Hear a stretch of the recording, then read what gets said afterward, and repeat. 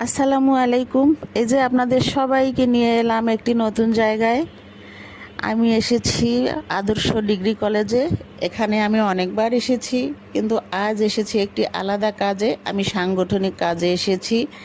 আর এই যে দোতলার হল রুমে আমাদের সাংগঠনিক কাজ সুসম্পন্ন হবে ইনশাল্লাহ।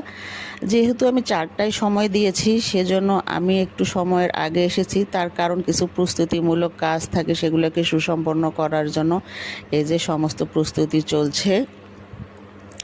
আমরা এখন হল রুমে চলে আসছি। এই সম্পূর্ণ হল রুম এখন ফাঁকা।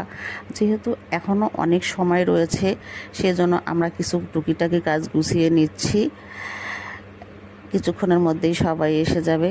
এই যে আমরা সবার কাজ শুরু করতে যাচ্ছি। এটা হচ্ছে 3 নম্বর ওয়ার্ড, বর্ধিত 3 নম্বর ওয়ার্ড।